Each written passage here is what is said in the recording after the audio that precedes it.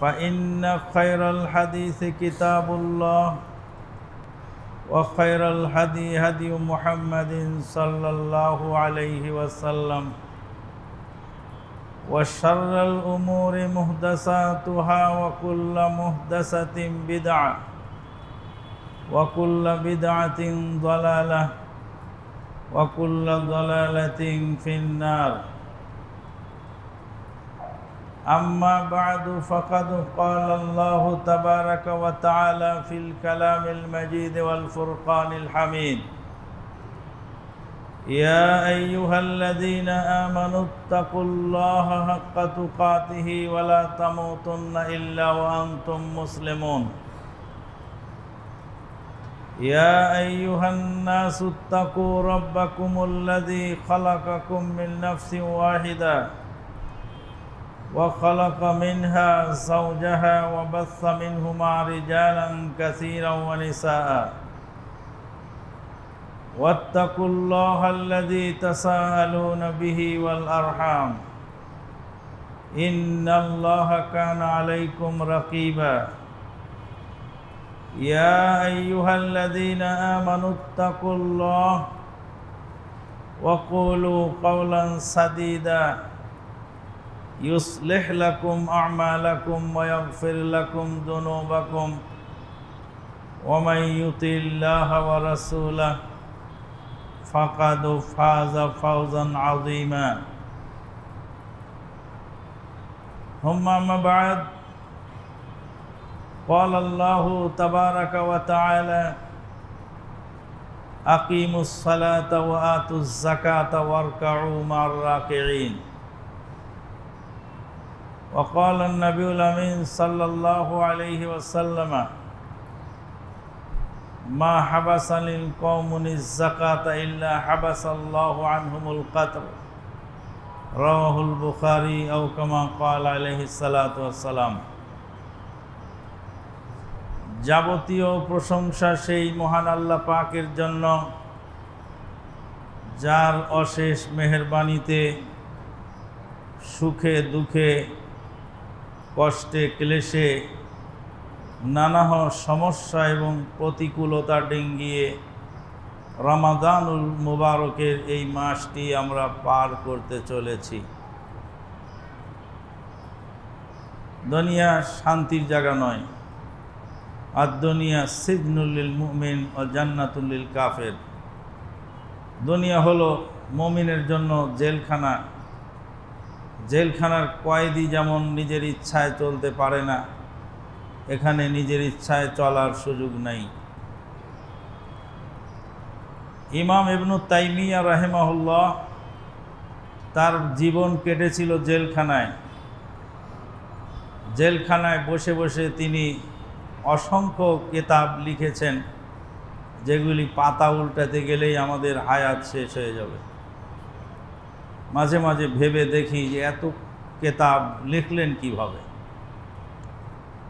তাদের হায়াতে আল্লাহ পাক বরকত দিয়েছিলেন, তাদের জীবনীতে আল্লাহ পাক বরকত দিয়েছিলেন, যারই ফলশ্রুতিতে এত হাজার হাজার পৃষ্ঠা লেখা সম্ভব হয়েছিল। ইমাম ইবনু তাইমিয়া রাহিমাহুল্লাহর একখানা কিতাব মাজমু ফাতোয়া, যেটা 37 খণ্ড, 37 খণ্ড কিতাব আপনার মাথায় তুলে দিলে আপনি নিয়ে যেতে পারবেন না। কষ্টের ভিতরে সমস্যা ডিঙ্গিয়ে যখন যে পরিবেশে থাকবেন সেই পরিবেশেই ইবাদত করে এগিয়ে যেতে হবে। পরিবেশ শান্ত হোক, তারপরে ইবাদত করব, এরকম ব্যবস্থা বা এরকম অবস্থা আমাদের হতেও পারে, আবার নাও পারে। করোনা ছুটে যাবে, লকডাউন ছুটে যাবে, তারপর আপনি কাজ করবেন। করোনা ছুটার আগে, লকডাউন ছুটার আগে আপনার আমার আয়াতও শেষ হয়ে যেতে পারে। রমাদানুল মুবারকের এই মহান মাসকে রাসূলুল্লাহ সাল্লাল্লাহু আলাইহি সাল্লাম নিজে কাজে লাগিয়েছেন এবং উম্মতকে কাজে লাগাবার জন্য বিভিন্ন নির্দেশনা জারি করেছেন। আল্লাহ নবী সাল্লাল্লাহু আলাইহি সাল্লাম রমাদানের শেষ দশকে কোমর বেঁধে ইবাদত করতে লেগে যেতেন, পরিবারকে জাগিয়ে দিতেন, নিজেও রাত্রি জেগে ইবাদত করতেন, অধিক পরিমাণ দান করতেন। দানশীলতা তার রমাদান মাসে বেড়ে যেত। জিবরিল আমিন আলাইহিস সালাতু ওয়াস সালামের কাছে কোরআন পড়তেন। আল্লাহর নবী জিবরিল আলাইহিস সালামের কাছে কোরআন পড়তেন, কোরআন শোনাতেন এবং শুনতেন। রমাদানুল মুবারকের এই মাসের সবচেয়ে বড় বৈশিষ্ট্য হলো কোরআন নাজিল হওয়া। কোরআন আজকে আমরা ছেড়ে দিয়েছি। কোরআন যদিও কেউ পড়ে কিন্তু কোরআন মানার চেষ্টা করে না। হাদিস যদিও কেউ পড়ে কিন্তু হাদিস মানার চেষ্টা করে না। এটাই হয়েছে আমাদের সমস্যা। কোরআন এবং হাদিস পড়ার জন্য, সেটা মানার জন্য নয়। বুখারী খতম করার জন্য, আমল করার জন্য নয়। রমাদানুল মুবারকের দ্বিতীয় বৈশিষ্ট্য হল সিয়ামে রমাদান। যেই সিয়ামে রমাজানটা হলো আহলে হাদিস জামাত এবং অন্যান্য ইসলামী দলের মৌলিক পার্থক্য সূচিত এই জায়গায় করে। দুনিয়াতে যত ইসলাম কায়েমকারী দল আছে সবারই বক্তব্য হলো ক্ষমতা দখল করো, লাঠি পিটিয়ে সমান করো। ক্ষমতা না থাকলে কিছুই করা যায় না, ক্ষমতা থাকলে লাঠি পিটায় সব সমান করা যায়। সমস্ত ইসলামী দলের একটা থিম। আর আহলে হাদিস জামাতের থিম হলো যে মানুষের মগজ ধুলাই করো, আকীদা চেঞ্জ করো। আকীদা চেঞ্জ না করা পর্যন্ত লাঠি পিটিয়ে ক্ষমতা দখল করে কোনো কাজ হবে না। জোর করে পরের বাড়ি দখল করা যায় কিন্তু তার মন জয় করা যায় না, তার আকীদার পরিবর্তন করা যায় না। এটা হলো মৌলিক পার্থক্য। অন্যান্য আন্দোলন এবং আহলে হাদিস আন্দোলনের মধ্যে মৌলিক পার্থক্য। যাই হোক, এই প্রসঙ্গে লম্বা বক্তব্য দেওয়ার সুযোগ আমার নেই। তবে সংক্ষিপ্ত কথা যেটা, সেটা হলো এই, যার নিজের নাই সে অপরকে দিতে পারে না। যার নিজের টাকা নেই অপরকে দিতে পারে না। নিজেরই নেই তো আপনাকে কি করে দিবে? যার নিজের বিদ্যা নাই সে অপরকে বিদ্যা দিতে পারে না, সে নিজেরই নাই, আপনাকে দিবে কোত্থেকে? যার নিজের নিরাপত্তা নাই সে অপরকে নিরাপত্তা দিতে পারে না। আর যার নিজে পথ চেনে না সে অপরকে পথ দেখাতেও পারে না। আজকাল আমাদের দেশে যত পথ প্রদর্শক সেজে বসে আছে, অধিকাংশ পথ প্রদর্শকেরা নিজেরাই পথ চেনে না। কারণ হলো হেদায়েত রয়েছে কোরআন এবং সহিহ সুন্নাহর মধ্যে, আর তারা হেদায়েত খুঁজছে মানব রচিত কেতাবের মধ্যে, মানুষের তৈরি করা মতবাদের মধ্যে হেদায়েত খুঁজছে। এটা হলো মৌলিক পার্থক্য, যার ফলে হেদায়েত পাওয়া খুব দুষ্কর। কিয়ামত পর্যন্ত যেমন মৌমাছি থেকে মধু পাওয়া যাবে, সাপের কাছে বিষ পাওয়া যাবে, কিয়ামত পর্যন্ত বেদাতির কাছে বেদাত পাওয়া যাবে, হেদায়েত পাওয়া যাবে না। কিয়ামতের আগের দিন পর্যন্ত সাপের কাছে বিষই পাবেন আপনি, মধু পাবেন না। মধু পেতে হলে মৌমাছির কাছে যেতে হবে। কিয়ামত পর্যন্ত আপনি বেদাতির কাছে বেদাত পাবেন কিন্তু হেদায়েত পাবেন না, কারণ বেদাতি নিজেই হেদায়েত বোঝে না। যাই হোক, আজকের আলোচ্য বিষয় যাকাত এবং দান সাদকা। যাকাত শব্দের অর্থ হল বৃদ্ধি করা, আর নুমু ওয়া জিয়াদা, মালকে বৃদ্ধি করার যেই পদ্ধতি তার নাম হলো যাকাত। কোনো একটা গাছ লাগিয়ে গাছের গোড়ায় পানি দিলেন, সার দিলেন, গাছটা তরতাজা হলো, বড় হলো। এই যে আপনি যে গাছকে পরিচর্যা করলেন, এটা হলো যাকাত, গাছটা বাড়তে থাকলো। আউযু বিল্লাহি মিনাশ শাইতানির রাজিম। ওয়ামা আতাইতুম মির রিবাল লিয়ারবু ফি আমওয়ালিন নাস ফালা ইয়ারবু ইনদাল্লাহ ওয়ামা আতাইতুম মিন যাকাতিন তুরিদুনা ওয়াজহাল্লাহ ফাউলাইকা হুমুল মুদঈফুন। আল্লাহ পাক বলছেন, ওয়ামা আতাইতুম মির রিবাল লিয়ারবু ফি আমওয়ালিন নাস, মানুষের মাল বৃদ্ধির জন্য তোমরা সুদি কারবার করো। সুদ এ জাতিকে এমনভাবে আঁকড়ে ধরেছে,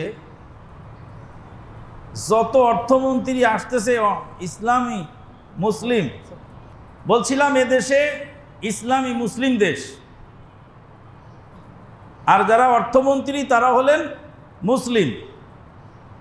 জাতীয় সংসদের অধিকাংশ সংখ্যাগরিষ্ঠ সদস্যরাও মুসলিম, কিন্তু আল্লাহর ওয়াস্তে একটিবারের জন্য সুদ মুক্ত একটা বাজেট পেশ করতে পারে নাই। আমরা জাতীয়ভাবে মায়ের সাথে জেনাকারে লিপ্ত আছি, জাতীয়ভাবে মায়ের সাথে জেনাকারে লিপ্ত আছি। যদি বলা হয় যে এমন কোন ব্যক্তি আছেন, একটু হাত তোলেন, যে এতটি টাকা আমাকে দিলে আমি মায়ের সাথে জেনা করতে পারবো। কারো যদি দুঃসাহস থাকে একটু দাঁড়িয়ে বলেন যে আমি এতটি টাকা পেলে আমি জেনা করতে পারবো মায়ের সাথে। 17 কোটি মুসলিমের মধ্যে একজন পাওয়া যাবে কিনা সন্দেহ, যদি পাওয়া যায় সে হলো পশু। যদি কেউ টাকার লোভে কথার স্বীকৃতি দেয় তাহলে সে পশু। কিন্তু যত লোক সুদি কারবারের সাথে জড়িত, ইচ্ছায় অনিচ্ছায়, সব লোক এই পাপ কর্মে লিপ্ত। এটা নবীর হাদিস, আমি শুধু অনুবাদ করে দিয়েছি। জাতিকে সুদমুক্ত একটা বাজেট উপহার দিতে পারেনি কোনো অর্থমন্ত্রী। বন্ধুগণ, সুদ রন্ধ্রে রন্ধ্রে ঢুকে গেছে, মানুষ ইচ্ছা অনিচ্ছায় সুদের সাথে জড়িয়ে যাচ্ছে। আল্লাহ পাক বলছেন, সুদের সবচেয়ে ভয়াবহ পাপ হলো ফাযানু বিহারবি মিনাল্লাহ, আল্লাহর সাথে যুদ্ধের ঘোষণা তারা যেন শুনে নেয়। যারা সুদ মুক্ত হতে পারেনি তারা যেন আল্লাহর সঙ্গে যুদ্ধ করার জন্য প্রস্তুত হয়ে যায়। আমি একজন শিল্পপতিকে বলছিলাম সুদ থেকে তওবা করুন। উনি বললেন সুদ থেকে আমি তওবা করবো, আমার তো অনেক ঋণ, কিভাবে করব? জমি বেচে ফেলেন, জমি বেচে ফেলে সুদ থেকে তওবা করুন, সুদ থেকে ফিরে আসুন। আর এক সমাবেশে বলছিলাম ইফতার মাহফিলে, যে আপনাদেরকে যদি ইফতারিতে বসিয়ে দিই, যদি বলি যে আপনাদের এই টিকিয়াটা আজকে দেওয়া হয়েছে ইফতারির খানার মেনুতে, এই টিকিয়াটা মরা গরু দিয়ে বানানো হয়েছে, আপনাদেরকে যে গোশতটা আজকে দেওয়া হয়েছে এই গোশতটা শূকরের গোশত, একটু টেস্ট করে দেখেন। ইফতার মাহফিলে আপনাদেরকে আহ্বান করে দাওয়াত করে দিয়েছি, এটা আপনারা সবাই প্লেট হাতে করে আমাকে মারতে উঠবেন, তাই না? শূকরের গোশতের চেয়েও ভয়াবহ, মরা গরুর চেয়েও ভয়াবহ হলো সুদের টাকা। সুদের টাকার খাদ্য তার চেয়ে বেশি ভয়াবহ। আল্লাহ পাক বলছেন, সুদি কারবার করে তোমরা মাল বৃদ্ধি করার চেষ্টা করো। সুদি কারবারে মাল বৃদ্ধি হয় না, মাল সংকুচিত হয়ে যায়, মাল সংকুচিত হয়ে যায়। সুদি কারবারে মাল সংকুচিত হয়ে যায়। সুদি কারবারে 10-20 জনের সম্পদ এক ইউনুসের কাছে জমা হয়। সুদি ইউনুস নোবেল পেল, খুনি শ্যারন নোবেল পায়, দুঃখে মরি নোবেল পেল, ভণ্ডমালালায় মোদের বাঁচার উপায় কি? সুদি ইউনুস নোবেল পেয়েছে, শান্তিতে নোবেল পুরস্কার। কিন্তু এই সুদি ইউনুস বহু মানুষের বাড়িঘর ভেঙে, বহু বিধবা মহিলার ভিটে মাটি খালি করেছে ঋণ শোধ করতে না পারার কারণে। বহু নিরীহ লোক সুদে জড়িত হওয়ার কারণে, সুদের ঋণ শোধ না করে মারা যাওয়ার কারণে তার লাশ পর্যন্ত দাফন করতে দেয়নি ইউনূসের লোকেরা।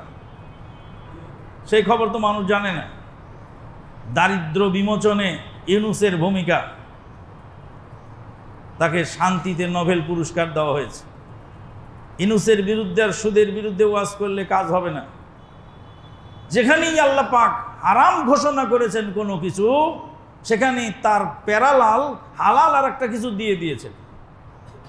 আহাল্লাল্লাহুল বাইয়া ওয়া হারামার রিবা, আল্লাহ পাক সুদ হারাম করেছেন কিন্তু ব্যবসাকে কি করে দিয়েছেন? হালাল করে দিয়েছেন। আল্লাহ পাক জেনা ব্যভিচার হারাম করেছেন কিন্তু বিবাহটাকে সহজলভ্য করে দিয়েছেন। যেখানেই আল্লাহ পাক হারাম কিছু ঘোষণা দিয়েছেন সেখানেই কিছু প্যারালাল তার বিকল্প দিয়েছেন। তাহলে সুদের এই ভয়াবহ করাল গ্রাস থেকে জাতিকে হেফাজত করতে হলে জাকাত, ফিতরা, দান, সাদকা এগুলি নিশ্চিতভাবে, সামাজিকভাবে, রাষ্ট্রীয়ভাবে, ব্যক্তিগতভাবে, সর্বতোভাবে এটাকে সুন্দরভাবে আদায় করার এবং গরিবদের মধ্যে সুষম বন্টন করার ব্যবস্থা চালু করতে হবে। রাষ্ট্রীয়ভাবে আপনার পক্ষে সম্ভব নয়, যেহেতু সেখানে ক্ষমতা আপনার নেই, কিন্তু আপনার সমাজটাকে তো করতে পারেন। আপনার নিজের আত্মীয় স্বজনের ভিতরে গরিব দুঃখী মানুষকে পুনর্বাসন করার জন্য আপনার নিজের জাকাতের টাকা তো পরিকল্পিতভাবে আপনি সুন্দরভাবে বিতরণ, বন্টন এবং কর্মসংস্থানের ব্যবস্থার মাধ্যমে কিছুটা হলেও তা আপনি লাঘব করতে সক্ষম। বন্ধুগণ, কিন্তু আমরা তা করি না। আল্লাহ পাক বলছেন, ওয়ামা আতাইতুম মিন যাকাতিন তুরিদুনা ওয়াজহাল্লাহ ফাউলাইকা হুমুল মুদঈফুন। তোমরা যে যাকাত দাও আল্লাহর সন্তুষ্টির জন্য, যাকাত আল্লাহর সন্তুষ্টির জন্য যেটা দাও ওটাতে মাল বৃদ্ধি হয়। এক মগ খিচুড়ি বিতরণ করতে 15 জন নেতার সেলফি লাগে। 15 জন নেতা মিলে এক মগ খিচুড়ি দিচ্ছে এক বিধবায়, লজ্জা লাগে না? লজ্জার মাথা খেয়ে এদেশের ধনী ব্যক্তিগণ, নেতৃবৃন্দগণ এগুলি করে থাকেন। একজন বিধবা মহিলাকে এক মগ খিচুড়ি দিচ্ছে না 1 কেজি চাউল বিতরণ করছে, তার 15 জন নেতার সেলফি ওখানে। সেটা আমার দেশে নয়, শুধু গোটা আরব বিশ্বে যারা দান করতেছে তাদের অধিকাংশই দানের ক্ষেত্রে এই সমস্ত ব্যবস্থাপনা যে আছে এটা শুনলে আপনি আশ্চর্য হয়ে যাবেন। একজন নেতা আরব দেশের কিছু টাকা জমা করলো ডোনারদের কাছ থেকে, তো উনি যাচ্ছেন আফ্রিকায় সেটা বিতরণ করতে। এবার আফ্রিকায় তোর যাওয়া লাগবে কেন? আফ্রিকায় লোক আছে না, আফ্রিকায় আলেম ওলামা আছে না, ইসলামী সংগঠন আছে না, তার কাছে টাকাটা পাঠায় দিলেই তো হয়ে যায়। রোহিঙ্গার দানের সময় আমি জাতিকে সতর্ক করে বলেছিলাম, বহু লালু ভুলু মৌলবী, কাঠমুল্লা, ছোট বড় তালেব এলেম সবাই রোহিঙ্গাতে দান করে করে ছবি তুলে তুলে জাতিকে দেখিয়েছিল। আমার চেহারাটা দেখেননি সেখানে। আমি যেটুকু পেরেছিলাম সেটুকু আহলে আন্দোলনী ফান্ডে নিজের হোক আর অপরের হোক তুলে জমা করার চেষ্টা করেছিলাম, কারণ ওখানে আমাদের প্রতিনিধি আছে, তার মাধ্যমে বিতরণ হচ্ছে। আমার যে আসা যাওয়া টিএ ডিএ এটাও তো এই দানের টাকা থেকেই। তো দেখা যাচ্ছে 1 লক্ষ রিয়াল নিয়ে যাচ্ছে আফ্রিকায় দান করার জন্য, যেই ডোনার যাচ্ছে বা যেই নেতা যাচ্ছে, ইসলামী নেতা, সেই দান করতে তার টিএ ডিএ, বিমান ভাড়া, ওখানে বিলাসবহুল হোটেলের খরচ মিলে দেখা যায় 70,000 টাকা ব্যয় হয়ে গেছে শুধু তার খরচ। আর ওই গরিব দুঃখী মানুষ কতটুকু পাচ্ছে? আশ্চর্য ঘটনায় সব অভ্যন্তরীণ যে বিষয়াদি আছে এগুলি চিন্তা করতে গেলে মাথা হেড হয়ে যায়। আল্লাহু আকবার, সুবহানাল্লাহ। তারপরেও তারা কিছু করতেছে, আমরা সেটুকুও পারি না। শুধু ওয়াজ করেই যদি কাজ হতো, রাসূলুল্লাহ সাল্লাল্লাহু আলাইহি ওয়াসাল্লাম ওয়াজ করেই শেষ করে দিতেন। ওয়াজ করে শুধু কাজ হবে না, ওয়াজের পাশাপাশি গঠনমূলক কর্মসূচির প্রয়োজন। আর গঠনমূলক কর্মসূচির জন্যই হলো সংগঠন প্রয়োজন। সংগঠন ছাড়া গঠনমূলকভাবে সুন্দরভাবে আপনি কোনো কিছু এককভাবে করতে পারবেন না। এই যে মসজিদের কমিটি, এটাও একটা সংগঠন।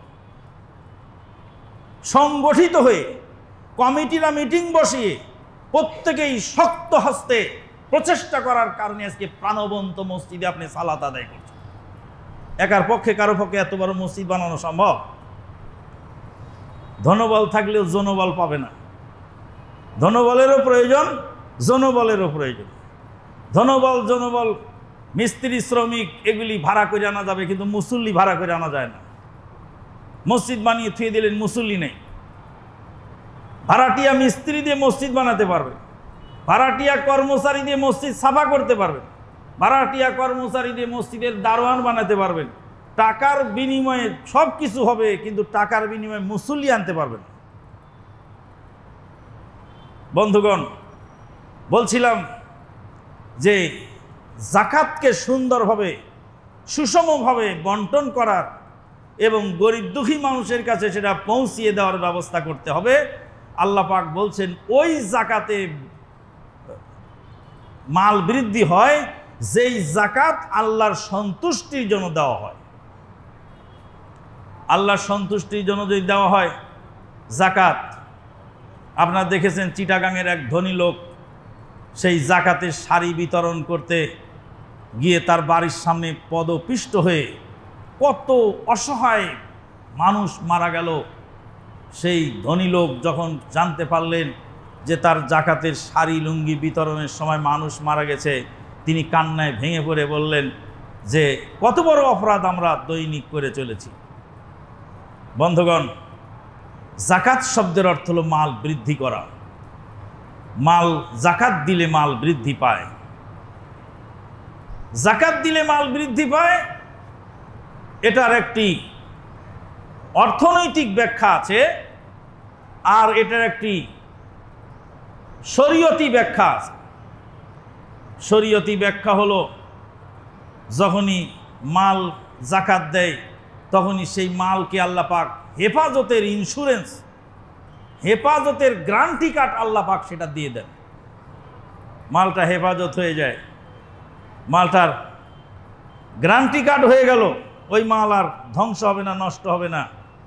মা আয়েশা সিদ্দিকা রাদিয়াল্লাহু তাআলা আনহা বলেন, রাসূলুল্লাহ সাল্লাল্লাহু আলাইহি ওয়াসাল্লাম বলেছেন, জাতি যখনই যাকাত বন্ধ করবে তখনই আল্লাহ পাক তাদের রহমতের বৃষ্টি বন্ধ করে দেবেন।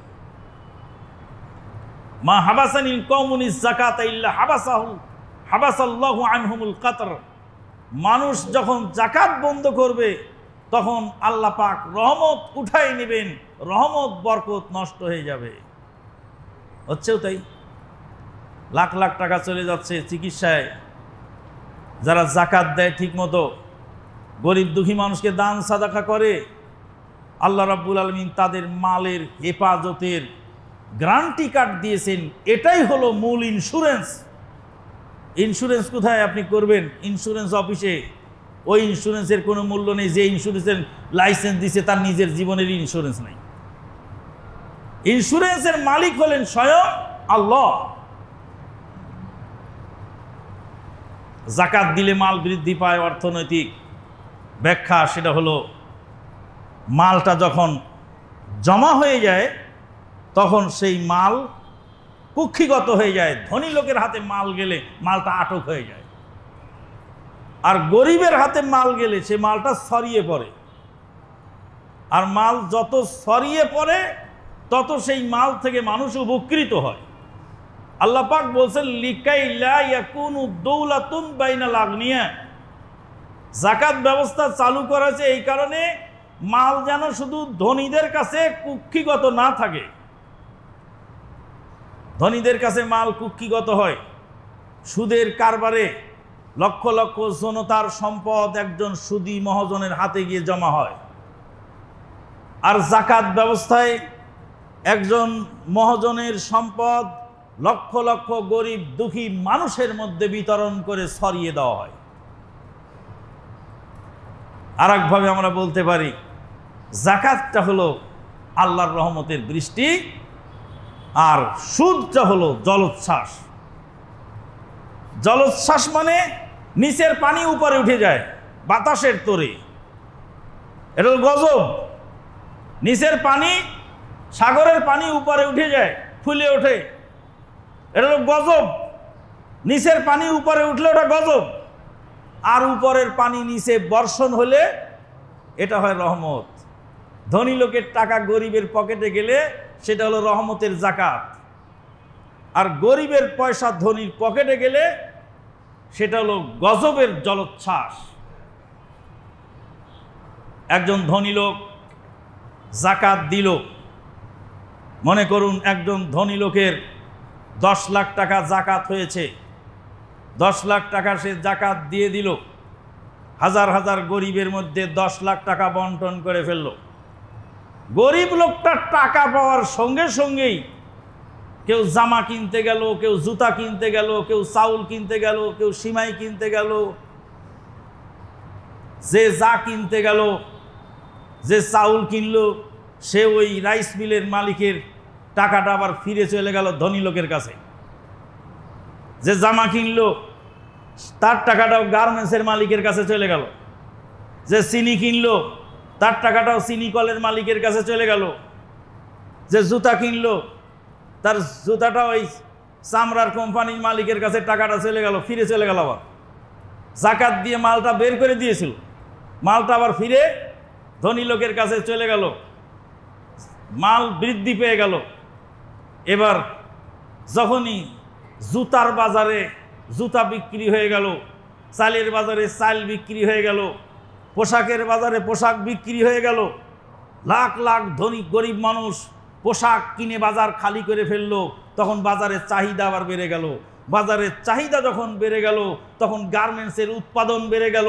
গার্মেন্টসের উৎপাদন যখন বেড়ে গেল, শ্রমিকের ওভার ডিউটি বেড়ে গেল, শ্রমিক ওভার ডিউটিতে টাকা পেল, যাকাতে টাকা পেল, আর মহাজন ওই টাকা ফেরত পেয়ে আবার তার মাল প্রোডাকশন বেড়ে গেল।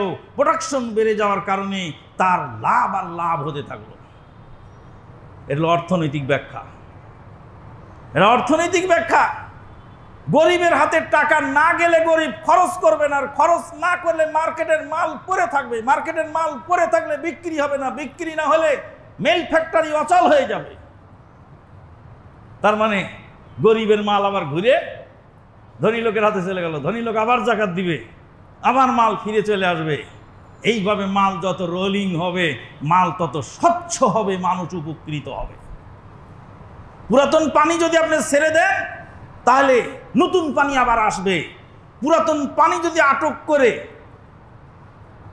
বাঁধ দিয়ে আটকায় রাখেন, ব্যারিকেড সৃষ্টি করে পুরাতন পানি যদি জমা করে রাখেন, ওই পানির মধ্যে পোকা উঠবে, ময়লা ঢুকবে, ওই পানি পচে গন্ধ ছুটবে, পরিবেশ নষ্ট করবে।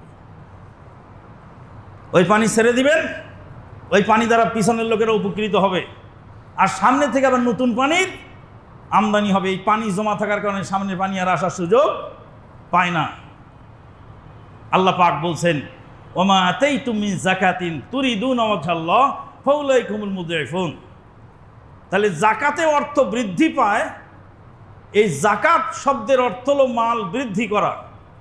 নবী সাল্লাল্লাহু আলাইহি সাল্লাম বলেন, আল্লাহ পাক বলেছেন, আল্লাহ পাক নবী সাল্লাল্লাহু আলাইহি সাল্লাম বলেন, আল্লাহ পাক তোমাদের দান সাদকাকে পেলে পুষে বড় করেন যেইভাবে তোমরা উটের বাচ্চাকে পেলে পুষে বড় করো। পেলে পুষে বড় করো। যাকাত সমাজে চালু থাকার না থাক, ইসলামী শরীয়তে যাকাত দুই প্রকার। আউযু বিল্লাহি মিনাশ শাইতানির রাজিম। ওয়াফি আমওয়ালিহিম হাক্কুম মা'লুম লিস-সাইলি ওয়াল মাহরুম। ওয়াফি আমওয়ালিহিম হাক্কুম মা'লুম, তাদের মালের মধ্যে রয়েছে নির্ধারিত অংশ। লিস-সাইলি ওয়াল মাহরুম, যাচনাকারী এবং বঞ্চিতদের জন্য। যাদেরকে আল্লাহ দেননি তাদের জন্য ধনী লোকের অর্থ সম্পদের মধ্যে একটা হক রয়ে গেছে। বহুবার বলেছি, আবারও বলি, মিষ্টির পুটলা নিয়ে ছোট ছেলেটার হাতে তুলে দিলেন। ছোট ছেলেটার হাতে তুলে দেওয়ার মানে এই না সে একা খাবে। মিষ্টির পুটলা, তাকে ভালোবাসেন, তার হাতে আপনি ধরিয়ে দিলেন, সে খুলে খাওয়া শুরু করলো। এবার আপনি বললেন তোমার ভাইয়াকে একটা দাও, তোমার দাদুকে একটা দাও, তোমার চাচ্চুকে একটা দাও, তোমার খালামণিকে একটা দাও, আর আমাকেও একটা দাও। আপনিই দিলেন চকলেটটা, বাচ্চাকে আপনিই দিলেন। আপনি আবার বাচ্চার মন পরীক্ষা করার জন্য আবার চাইলেন। আল্লাহ বলছেন, বান্দা আমি তোমাকে মাল দিয়ে তোমার কাছে আবার 2.5 টাকা চাইছি শতকরা, তোমার মনটা পরীক্ষা করার জন্য। বাচ্চা যখন খুশি মনে 2 হাতের 2 চকলেট আপনার হাতে তুলে দিল, আপনি খুশিতে আত্মহারা হয়ে বাচ্চাকে বুকে জড়িয়ে ধরে নাকে মুখে চোখে চুমু খেয়ে বলেন, বাপজি তোমার জিনিস আমি খাওয়ার জন্য চাই নেই, তোমার মন পরীক্ষা করে তুমি পাস করে গেছো, আরো তোমাকে বেশি করে এনে দেবে, এটাও তুমি খাও। আর যদি বাচ্চা না দেয়, নিয়ে পালায়, আপনি বলেন তোমাকে আর কোনোদিনও কিছু কিনে দেব না, আজকে আমি চাইলাম তুমি দিলা না। আল্লাহ পাক বলছেন, তোমাকে আমি দিয়ে আমি আবার তোমার কাছে ধার চাই।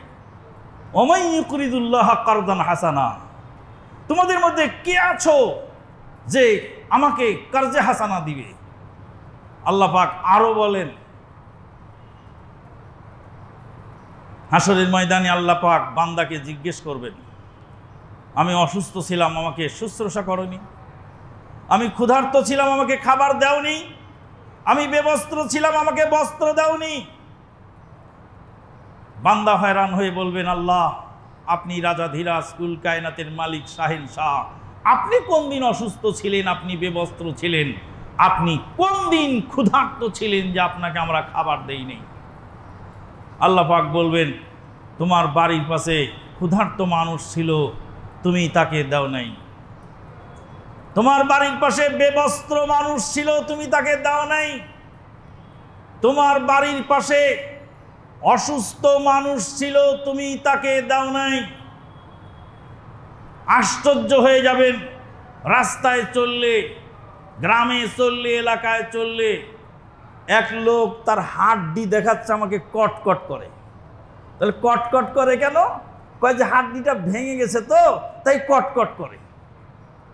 ডাক্তার দেখাননি, ও টাকা পাবো কোথায়? টাকা পাবো কোথায়? কষ্ট হয় না? কষ্ট তো হয়, কি করবো আর। সুবহানাল্লাহ, সুবহানাল্লাহি ওয়া বিহামদিহি, সুবহানাল্লাহিল আযীম।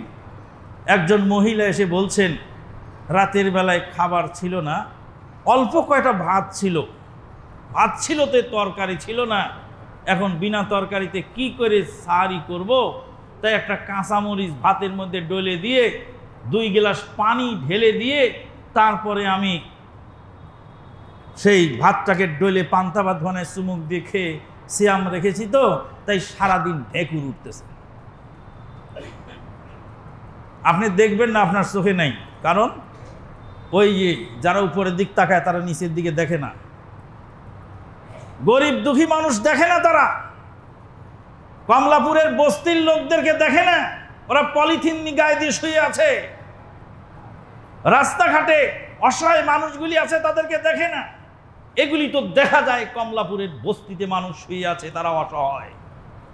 কিন্তু এমন অসহায় লোক আছে, একটা স্কুলের মাস্টার, আজ লকডাউনে কত মাস প্রাইভেট স্কুলে বেতন বাকি, মাস্টার সাহেব কারো কাছে চাইতেও পারে না, কিছু বলতেও পারে না, শ্রমিকের কাজ করতে পারে না, ভিক্ষে করতে, দুর্বিষহ জীবন যাপন করে চলছে, মানবেতর জীবন। বেকার যুবক একখানা চিঠি লিখে আত্মহত্যা করে চলে গেল কুমিল্লার বুড়িচং থানায়। আপনারা শুনেছেন খবর। ধুকে ধুকে কত যে অসহায় মানুষ এইভাবে নিজের দুর্বিষহ জীবন নিয়ে সামনে এগিয়ে যাচ্ছে। একজন মানুষের দুঃখের কষ্ট শুনলে মনে হয় আমার দুঃখের চেয়ে তার দুঃখটা অনেক বেশি। গাড়ি ঘোড়া বন্ধ, যেই শ্রমিকের একবেলা গাড়ির চাকা না ঘুরলে খাবার জোটে না, সেই শ্রমিকের অবস্থা কি? তার বাড়িতে তার পারিবারিক, তার খাবার, তার খাদ্য কি খেয়ে তারা জীবন ধারণ করছে আমরা উপরে দেখতে পাচ্ছি টলটলা, সব চলছে ঠিকঠাক, কিন্তু ওই লোকের অভ্যন্তরীণ যে দুর্গতি, সেই দুর্গতির কথা সে বলতে পারছে না কাউকে, বলার খবর সময়ও নেই, সুযোগও নেই। বন্ধুগণ, আল্লাহ পাক বললেন, তোমাকে আমি দিয়েছি 2.5 টাকা শতকরা, এটা হলো হাক্কুম মালুম, নির্ধারিত অংশ। ওয়াফি আমওয়ালিহিম হাক্কুল লিসাইলি ওয়াল মাহরুম। অন্য আয়াতে আল্লাহ পাক বলছেন তাদের মালের মধ্যে বঞ্চিতদের হক আছে, নির্ধারিত অংশ বলেননি। এক আয়াতে বললেন নির্ধারিত অংশ আছে, আর এক আয়াতে নির্ধারিত অংশ বলেননি, বললেন হক আছে, এটুকু বলে শেষ করে দিলেন। ওলামায়ে কেরামগণ 2 আয়াতের ব্যাখ্যায় বলছেন নির্ধারিত অংশ যেটা হচ্ছে ফরজে জাকাত। ফরজ জাকাত হলো নির্ধারিত অংশ, আর যার জাকাতের নেসাব হয়নি, 750 কেজি খাদ্য উৎপন্ন হয়নি ক্ষেত থেকে, 750 কেজির কম, সেই ব্যক্তির জাকাত নির্ধারিত অংশ নয়, সেই ইচ্ছামতো 2-5 কেজি দান করে দিবে। লোকটা সচ্ছল, কিন্তু জাকাত তার উপরে ফরজ হয়নি, জাকাতের নেসাব পরিমাণ মাল নাই, কিন্তু কিছু অর্থ হাতে আছে, সে ওখান থেকে তার সাধ্যমতো অনির্ধারিত অংশ দান করবে। তাহলে 2 প্রকার হলো, একটা হলো নির্ধারিত অংশ, আর একটা হলো অনির্ধারিত অংশ। 5টার কম হলে উটের জাকাত নাই, 30টার কম হলে, 40টার কম হলে ছাগলের জাকাত নাই, 30টার কম হলে গরুর জাকাত নাই।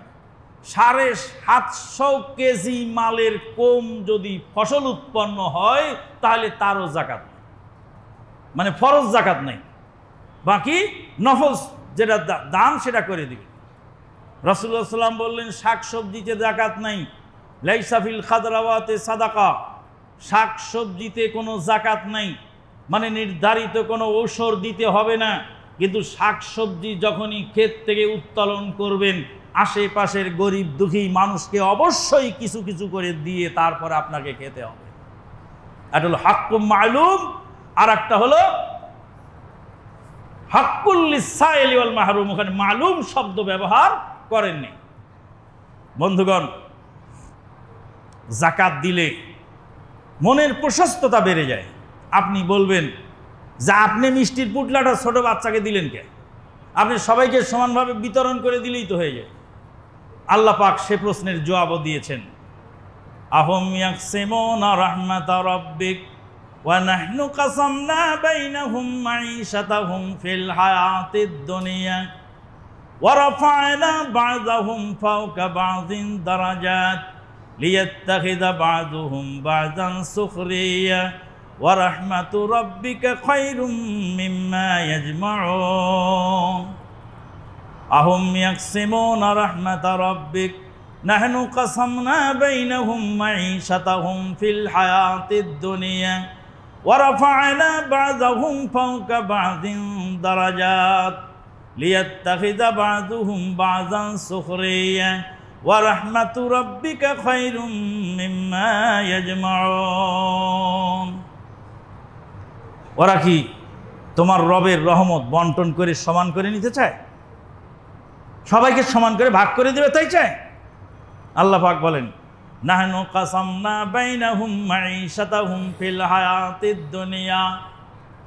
বুদ্ধির বিবেচনায় যদি রুজি হতো তাহলে সবচেয়ে বুদ্ধিমান লোক বেশি পয়সা পেত। নির্বোধ বকলম, লেখাপড়া জানে না, সিগনেচারও করতে জানে না, তারপরও শিল্পপতি। হাজার হাজার শিক্ষিত লোক তার পিছনে হাঁটছে আর জি স্যার করে দৌড় পারে, আর সারা বিশ্বে সে ব্যবসা করতেছে, অনর্গল ইংরেজিতে কথা কয় কিন্তু সিগনেচার করতে জানে। এরকম বকলম শিল্পপতি এদেশে আছে, ওকে কিভাবে দিয়েছে? বুদ্ধির বিবেচনায় না, আল্লাহ পছন্দ করেছে তাকে দিয়েছে। আরেকজন কত বুদ্ধি খাটায়, কত ব্যবসা করে, কিন্তু কোনো দিক দিয়ে কোনো কাজ হয় না। এটা যে আল্লাহর বন্টন, এটা স্বীকার করতেই হবে। আল্লাহ পাক বলেন, আহুম ইয়াকসিমুনা রাহমাতা রাব্বিকা নাহনু কাসামনা বাইনাহুম মাঈশাতাহুম ফিল হায়াতিদ দুনিয়া ওয়া রাফা'না বা'যাহুম ফাওকা বা'যিন দারাজাত। আল্লাহ পাক বলেন, কাউকে খাটো করে দিয়েছি, কাউকে বড় করে দিয়েছি, কাউকে উপরে তুলে দিয়েছি অর্থনৈতিকভাবে, আর কাউকে নিচে নামায় রেখেছি। লিয়াত্তাখিযা বা'যুহুম বা'যান সুখরিয়া, একজন আরেকজনকে কাবু করে তারপরে যেন তার অধিকারটা সে আদায় করতে পারে। আপনি এক বস্তা মাল নিয়ে রাস্তায় বসে আছেন, কুলি লাগবে মালটা গাড়িতে তুলতে, আপনার পকেট ভর্তি টাকা, কিন্তু গায়ে আপনার শক্তি নেই, ওই বস্তা তোলার ক্ষমতা আপনার নাই, কুলি লাগবে। এবার আপনি কুলির জন্য অপেক্ষা করতেছেন, আর কুলি অপেক্ষা করতেছে একজন বস্তাওয়ালা আসুক, তার বস্তাটা তুলে দিয়ে আমি আটা কিনবো, চাউল কিনবো, আমার বাচ্চারা খাবে। সকালবেলা প্রচণ্ড মুষলধারে বৃষ্টি হচ্ছে, ভোর 6টায় ট্রেন, রাস্তায় নেমে বলছে, আল্লাহ একটা রিক্সা মিলাই দাও। রিক্সালয় বৃষ্টির মধ্যে ভিজতে ভিজতে এসে বলছে, আল্লাহ একটা যাত্রী মিলাই দাও। রিক্সাওয়ালা এবার পেয়ে গেছে আমাকে, আমিও রিক্সাওয়ালাকে পেয়ে গেছি। রিক্সার ওই রিক্সায় না উঠতে পারলে আমার ১,৫০০ টাকার ট্রেনের টিকিট বাতিল, ট্রেন চলে যাবে আমাকে ফেলে রেখে। টাকা তো বাতিল হবে হবেই, ১,৫০০ টাকার রিজার্ভেশনের টিকিট তো বাতিল হবে হবেই, যে ঘন্টাগুলি পার হবে পরে ট্রেনে যেতে, সেই ঘন্টাগুলি আমাকে কেউ ফেরত দিতে পারবে না। আর রিক্সাওয়ালা ২০ টাকার ভাড়া যদি ৫০ টাকা চাই, আমি দিতে বাধ্য, আর আমিও রিক্সায় চড়তে বাধ্য, রিক্সাওয়ালা আমাকে নিতে বাধ্য। ওর অভাব, সকালবেলার নাস্তার টাকাটা পর্যন্ত নাই, নাস্তার চাউলটা ঘরে নেই, তাই বৃষ্টির ভিতরে রিক্সা নিয়ে বের হয়ে এসেছে, তার পেটের দুঃখে সে রাস্তায় নেমে গেছে। আল্লাহ পাক বলেন, লিয়াত্তাখিযা বা'যুহুম বা'যান সুখরিয়া, একজন আরেকজনকে কাবু করে তার অধিকারটা যেন সে আদায় করতে পারে। যদি সেই কাবু না করার সিস্টেম থাকতো, তাহলে অধিকার আদায় করতে পারত না। হাতের মধ্যে ৫টা আঙ্গুল, ৫টা আঙ্গুল আল্লাহ সমান করে দেননি।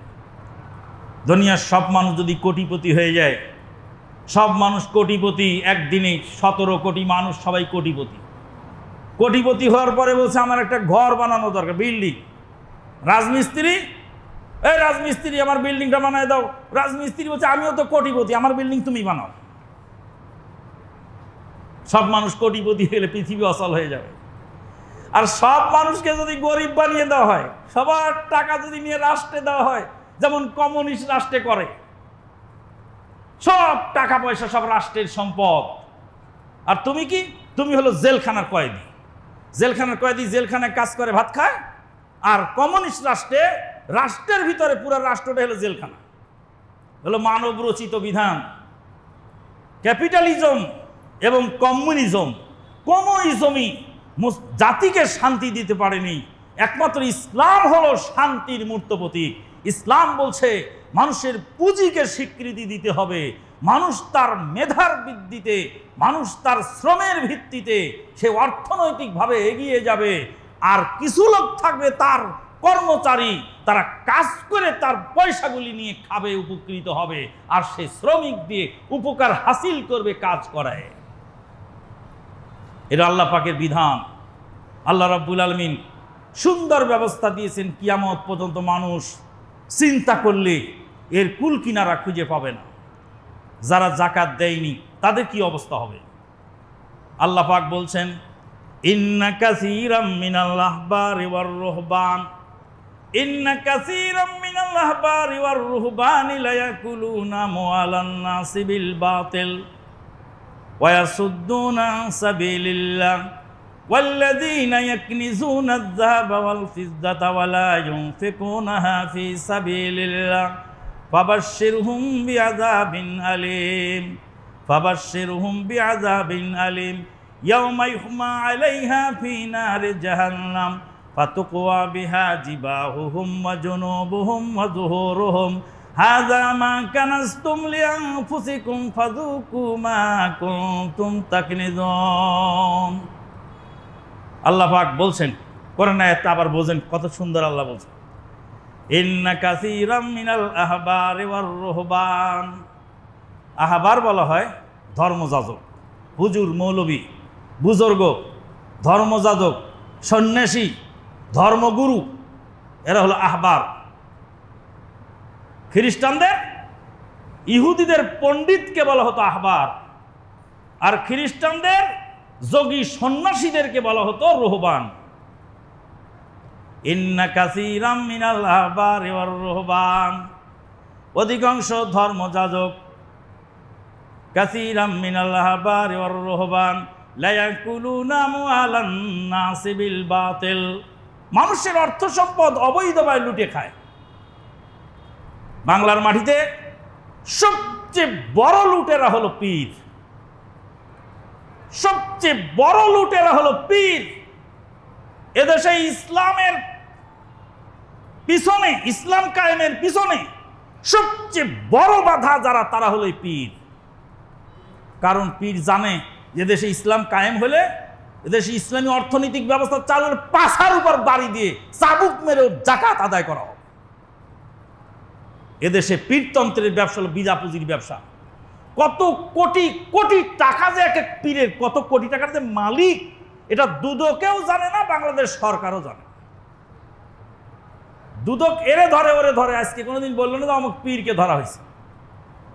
মাছ ভান্ডারি মাজারে যান, যায় দেখেন গলা পর্যন্ত, এক মানুষ পর্যন্ত টাকা পড়ে আছে, বেলচা দিয়ে টাকা বস্তায় ভরছে, সেই টাকা মেশিন দিয়ে ব্যাংকে নিয়ে গুনে গুনে তারপর আছে। এক এক পীরের কত টাকা, সেই টাকার খবর কিন্তু দুদক জানে না। একজন পীর সাহেব গামছা মুড়ি দিয়ে, গামছা কাছে নিয়ে ঘাড়ে নিয়ে ওয়াজ করতেছে, আর আল্লাহ নবী না খেয়েছিলেন, আল্লাহ নবীর বাড়িতে খাবার ছিল না, আল্লাহ নবীর বাড়িতে চুলা আগুন জ্বলে নাই। নবী যখন ইন্তেকাল করেন রে বাবা, তখন নবীর বাড়িতে একটু জয়তুনের তেল জ্বালানোর মতো বাতিও ছিল না, বাতি জ্বালাবার মতো তেলও ছিল না, কেঁদে জার জার হয়ে গেছে।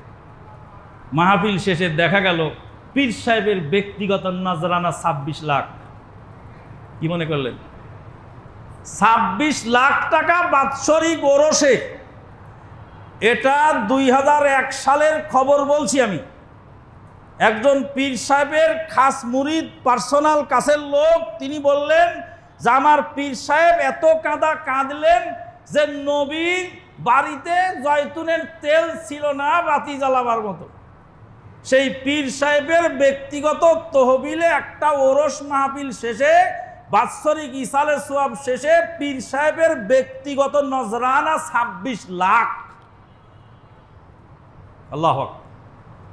আর এক পীর সাহেব চোখ বন্ধ করে ওয়াজ করতেছে আর বলছে যে হাসান বাসরির কে আল্লাহ এত ক্ষমতা দিছিলেন। হাসান বাসরি আল্লাহর ওলি ছিলেন, তার এমন ক্ষমতা ছিল যে দুনিয়াতে বসে আল্লাহর আরশ দেখতে, দুনিয়াতে বসে আল্লাহকে ডাকতেন, আল্লাহ জবাব দিতেন, সে জবাবও তার কান দিয়ে শুনতো। এত ক্ষমতা তার হাত পা কানে ছিল। হাসান বাসরির হাতে এত ক্ষমতা ছিল, কাকে জান্নাতের সার্টিফিকেট লিখে দিলে জান্নাত পেয়ে যেত। এই লোকের গাড়ি হারিয়ে গেছে, এই বক্তার গাড়ি হারিয়ে গেছে। গাড়ি হারিয়ে যাওয়ার পরে মসজিদে কেঁদে কেঁদে বলছে, বাবারা আমার গাড়িটা চোরে নিয়ে গেছে। খুতবা শেষে একজন মুসল্লি বলে, হুজুর এদিকে আসেন। মানে এক জুমায় কেঁদে বলছে, পরে এক জুমা দুই জুমা পরে এসে বলছে, হুজুর এদিকে আসেন। কি হয়েছে? বলছে, একটু দয়া করে, মেহেরবানি করে আমার এই ছোট্ট হাদিয়াটুকু গ্রহণ করুন। এই যে গাড়ির চাবি, নিচে পার্কিংয়ে গাড়িটা আছে, আর এই যে গাড়ির কাগজ। আপনার গাড়ি হারিয়ে গেছে শুনে আমার কলিজা ফেটে গেছে, তাই আমি একটা গাড়ি কিনে এনেছি আপনাকে গিফট করার জন্য।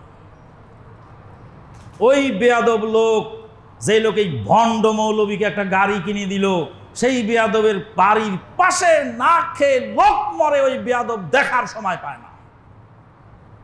গোটা জাতিকে পাগল বানায় ফেলেছে। কোটি কোটি টাকা আত্মসাৎ করে একদম কুক্ষিগত করে ফেলেছে। ওই জন্য আল্লাহ পাক পুঁজিপতিদের বিরুদ্ধে কথা বলতে গিয়ে সর্বপ্রথম এই পীর পুরোহিতদেরকে আগে বললেন। আল্লাহ বললেন ইন্না কাসীরাম মিনাল আহবারি ওয়ার রুহবান লা ইয়াকুলুনা মালান নাসি বিল বাতিল, মানুষের অর্থ সম্পদ অবৈধভাবে খায়, ওয়া ইয়াসুদ্দুনা আন সাবিলিল্লাহ, আর আল্লাহর পথে মানুষকে বাধা দেয়। আল্লাহর পথে মানুষকে বাধা দেয়, আল্লাহর পথে মানুষকে চলতে দেয় না। ওই লোক মসজিদ ভেঙেছে, মসজিদ ভেঙে রাম মন্দির বানিয়েছে, ওই লোককে দেশে আসতে দিবে না যেই হুজুর বলে, সেই হুজুর কালকে ফরিদপুরের শালথার মসজিদে আগুন দিয়ে পুরাইছে। ওই হুজুরের লোকেরা পুরাইছে, হুজুর ওখানে মসজিদ ছিল না। আর এক হুজুর বলছে ভোলার মসজিদ ছিল মুরগির খামার, মরার পরে বুঝবি তুই মুরগির খামারে আগুন দিয়েছিস না আল্লাহর ঘর মসজিদে আগুন দিয়েছিস, মরে দেখ। মসজিদের লোটা বাটি পর্যন্ত লুট করে নিয়ে চলে গেছে, মুসল্লিদের পর্যন্ত মারধর করেছে। তারপরে বলছে ওটা মসজিদ ছিল না, ওটা ছিল মুরগির খামার। তো ওই লোক মসজিদ ভেঙে রাম মন্দির বানাইছে, তুই তাকে আসতে দিবি না। তো তোরাও তো মসজিদে আগুন দিস, সহি আকীদার মসজিদে, যেখান থেকে ইসলামের সহি প্রচার হবে। এই কথা বলার অর্থ এই নয় যে কাউকে আমরা বিপদগ্রস্ত অবস্থায় কিছু বলতে চাচ্ছি, এতটুকু বলতে চাচ্ছি যে ইসলাম যে মানে, সেই ইসলাম যে বোঝে, অরিজিনাল ইসলামের খবরই সে তার কাছে নাই, যে নিজে বোঝে না অপরকে বুঝাতে সক্ষম নয়। বন্ধুগণ, ভালো করে আপনাকে আবার বুঝতে হবে আপনি কোথায় আছেন। কবি বলছেন ইজান কাশিউল গুবারু ফাসাউফা তারা তাহতা রিজলিকাল কিলাবু ওয়া হিমারু, তাহতা রিজলিকাল কালবু ওয়া হিমারু। ইজান কাশিওয়ান কাল গুবারু, যখন তোমার চোখের ধূম্রজাল কেটে যাবে, ফাসাউফা তারা তাহতা রিজলিকাল কালবু ওয়া হিমারু আজাওয়াদিন তাহতা রিজলিকা ওয়া হিমারু। তোমার চোখের ধূম্রজাল কেটে যাবে, তুমি ঘোড়ায় সুয়ার হয়েছো না গাধায় সুয়ার হয়েছো পরিষ্কার বুঝতে পারবা। মরার পরে তুমি বুঝতে পারবা তুমি কোন ইসলাম মানো আর আমি কোন ইসলাম মানি। তুমি আমার মসজিদে আগুন দিয়ে পুরাও কেন? ফকির মিসকিন গরিব দুঃখী লোকেরা জায়গা কিনে মসজিদ বানিয়েছে, সেই মসজিদে তুমি আগুন দিলে কোন সাহসে? তোমার দুঃসাহস দেখে আমি হতবাক হয়ে যাই। বন্ধুগণ, আল্লাহ পাক তাই বললেন এরা মানুষের অর্থ সম্পদ লুটে খায়। তারপরে আল্লাহ বললেন আল্লাযীনা ইয়াকনুযুনা আয-যাহাবা ওয়াল ফিদ্দা, যারা মাল সম্পদ জমা করে দান করে না, খরচ করে না, যাকাত দেয় না, তাদের কপালে সেই মালকে গরম করে দাগ দেওয়া হবে, পাঁজরে দাগ দেওয়া হবে, পিঠে দাগ দেওয়া হবে। উলামায়ে কেরামগণ আয়াতের তাফসিরে বলছেন যখন গরিব লোকেরা যাকাত চাইতে যায় তখন প্রথম প্রতিক্রিয়া পাওয়া যায় তার কপালে, কপাল ভাঁজ করে ফেলে, বিরক্তির ছাপ তার চেহারার মধ্যে ফুটে ওঠে। অতএব তার কপালে একটা দাগ মেরে দাও যে পাওনা টাকা, গরিবের যাকাত হলো তার পাওনা হক, হকের টাকা চাইতে যাওয়ার কারণে তাকে নাক ছিটকিয়েছে, ওর কপালে আগে দাগ মারো। গরিবকে টাকা না দিয়ে মুখ ফিরাই নিল, গরিব এখানে ছিল, গরিবের কাছ থেকে মুখ ফিরাই নিল। যখনই মুখ ফিরাই নিল তখন পাঁজর দেখা গেল, গরিবকে পাঁজর দেখালো, পাঁজরেও এক দাগ মেরে দাও। গরিবকে পিছনে রেখে ফিরে উল্টে চলে গেল বাড়িতে, গরিবকে একটা পয়সা দিল না, ওর পিঠে আর একটা দাগ মারো। গরিবকে শরীরের যেই সব অঙ্গ দেখিয়েছিল পাওনা চাওয়ার কারণে সেই সব অঙ্গের মধ্যে দাগ মেরে দাও। বন্ধুগণ, অনেক কথা যেটা খুতবার মধ্যে বলা সম্ভব নয়। যাকাতকে ধ্বংস করে দিয়েছে বস্তা পচা শাড়ি আর লুঙ্গি দিয়ে। খাদ্যের ফেতরার যাকাত ছিল, ফেতরা ছিল খাদ্য না দিয়ে টাকা দিলেন। আর এখানে ছিল টাকার যাকাত ছিল টাকা, সেখানে টাকা না দিয়ে শাড়ি কিনে দিলেন, লুঙ্গি কিনে দিলেন। এখানে আবার মাতব্বরি কে? টাকা দিলে গরিবের উপকার হয়, যা ইচ্ছা কিনে খাবে, তাই বলে তো ফেতরার টাকা দিচ্ছেন, তো তাহলে যাকাতের টাকাটাও দিয়ে দেন, সে যা ইচ্ছা তাই কিনে নিবে, লুঙ্গি লাগে, জুতা লাগে, স্যান্ডেল লাগে, যা পারে কিনবে। তা আপনি মাতব্বরি করে লুঙ্গি কিনে দিতে গেলেন কেন, শাড়ি কিনে দিতে গেলেন কেন? তার মানে যাকাতটাও নষ্ট করবে, সাদকা ফেতরাটাও নষ্ট করবে। 10 বছর পরে আবার বলবে আর গরু কেনার দরকার নেই বাবা, এত কষ্ট করে গরু কিনা লাগবে না, টাকা গরিবকে দিয়ে দাও, গরিব লোকেরা গোশত কসাইয়ের কাছে কিনে খেয়ে নিবে। কুরবানি করবা 50,000 টাকা, 1 লাখ টাকার কুরবানি, 1 লাখ টাকা গরিবকে দান করে দাও। 1 লাখের 3 ভাগের 1 ভাগ নিজে গোস্ত কিনে খাও, আর 3 ভাগের 1 ভাগ আত্মীয় স্বজনকে দিয়ে দাও, ওরা গোস্ত কিনে খাবে, আর 3 ভাগের 1 ভাগ ফকিরকে দিয়ে দাও, ওরা গোস্ত কিনে খাবে। সহজ বুদ্ধি, ডিজিটাল পদ্ধতি। বলে এটা হবে না, এটা ইসলামের বিধান নয়। পশু কেন জবাই করো, কুরবানি করো। বলে না, ওখানে চাল কেনার ভয়ে তুমি যে টাকা দিয়েছিলে, তো এখানে গরু কেনার ভয়ে আমিও টাকা দিয়ে দেবো, তোমারটা যদি হয় তো আমারটাও চলবে। রাসূলুল্লাহ সাল্লাল্লাহু আলাইহি ওয়াসাল্লাম বলছে, যখনই বেদাত চালু হয় তখনই সেখান থেকে একটি সুন্নত উঠে যায়, যখনই সুন্নত উঠে যায় তখনই বেদাত চালু হয়। অতএব আসুন, কোরআন সুন্নাহ ভিত্তিক শেষ কথা যেটা আজকের খুতবার, সেটা হলো এই: বেদাতি প্রতিষ্ঠানে দান করা কিয়ামত পর্যন্ত হারাম। আবারও বলছি শুনুন, বেদাতি প্রতিষ্ঠানে দান করা কিয়ামত পর্যন্ত হারাম। দুধ কলা খাওয়ায় মানুষ করেছেন ওই সমস্ত মৌলবীদেরকে, যেই সমস্ত মৌলবীরা আপনাকে ইহুদির দালাল বলে। আপনার জাকাতের টাকা খেয়ে, কুরবানির চামড়ার পয়সা খেয়ে ওই মৌলবী লেখাপড়া শিখে কয় ডাক্তার জাকের নায়ক ইহুদির দালাল, ওই রকম মৌলবী বাংলায় যত বেশি হবে তত ইসলাম ক্ষতিগ্রস্ত হবে। ওর প্রতিষ্ঠানে টাকা দেওয়া তোমার জন্য হারাম। 2টা কারণে হারাম। একটা হলো বেদাতের চাষাবাদ সেখানে তারা করতেছে, আপনি দেওয়া মানেই হলো বেদাতের বৃদ্ধি করার সহযোগিতা করা। আর একটা কারণ, আপনার এখানে নিজস্ব প্রতিষ্ঠান, সহি আকীদার প্রতিষ্ঠান, এখানে খাবার পায় না ছাত্ররা, এখানে থাকার জায়গা হয় না। আমাদের এই মসজিদ, যারা দূরে কাছে দেশে ও প্রবাসে যারা আছেন দিনী ভাই ও বোনেরা, টাকা যাকে ইচ্ছা তাকে দান করে দেন। চোখের পানি ছেড়ে দিয়ে কাঁদে, কাঁদা দেখে টাকা দিয়ে ফেলেন, লাখ লাখ টাকা। খেয়াল করে দেখেন না কোথায় দরকার? শুনুন ভালো করে, এই মসজিদের যে জায়গা, এখানের মধ্যে শুয়া কাঠা জায়গা আছে মাদ্রাসার নামে, বাকি জায়গা মসজিদের নামে। শুয়া 1 কাঠা 25 পয়েন্ট জায়গা এখানে আছে মাদ্রাসার নামে। মাদ্রাসার রেশিও অনুযায়ী যত স্পেস পায় ততটা স্পেস মাদ্রাসার জন্য থাকবে। কিছুটা মসজিদ থেকে ছাড় দিলেও কোনো সমস্যা নেই। অতএব মাদ্রাসার পিছনে জাকাতের টাকা চলে। আমরা যে মাদ্রাসার যে অংশটা কনস্ট্রাকশন বাকি আছে, সেই তার মধ্যে 4 তলা মাদ্রাসার জন্য রাখা আছে। 4 তলার পুরা স্পেস মাদ্রাসার জন্য হবে। এবার 4 তলার কনস্ট্রাকশনের যে কস্ট, এই কস্টের যে টাকা লাগবে ওর মধ্যে আপনি জাকাতের টাকাও দিতে পারবেন। হাদিসটা আবার বলে দিচ্ছি, খুব রেগে গিয়েছিল লোকেরা আমার উপরে। ছোট ছোট ছেলেরা, উঠতি বয়সের বাচ্চারা ক্যামেরা কিনে চায়। কয় ভাইয়েরা আমি দিনের দাওয়াত দেই, আমাকে একটা ক্যামেরা লাগবে। ভাই আমি অমুক জায়গায় আছি, আমার একটা গাড়ি লাগবে। আর টাকা বিদেশ থেকে তোমার হয়েছে দান, তুমি করতেছো, যেখানে ইচ্ছা সেখানে ঢেলে দাও।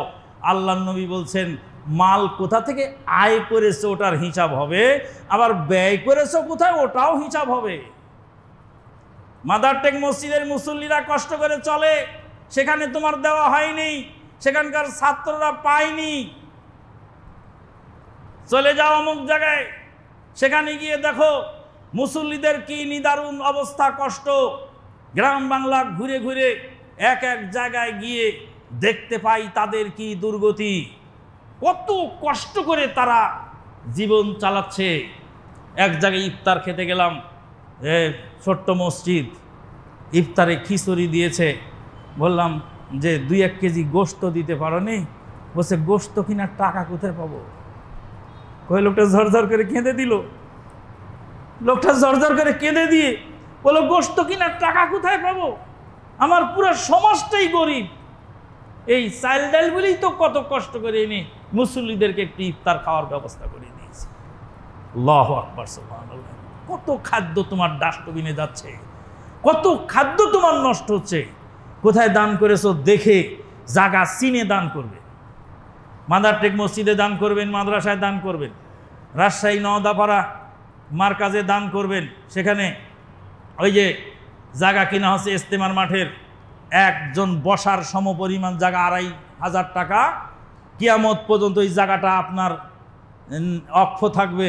ওই জায়গার মধ্যে যত মানুষ কিয়ামত পর্যন্ত বসে ওয়াজ শুনবে ইস্তেমার মাঠে, কিয়ামত পর্যন্ত আপনার নেকি থাকবে ওই একজন মানুষ বসার জায়গা। কিছু না পারেন একটা মানুষ বসার জায়গাটা দিবেন। যার বাপ মরে গেছে, বাপ যদি বেঁচে থাকতো রমজান মাসে ঈদের মধ্যে 2500 টাকার কাপড় চোপড় দেওয়া লাগতো না?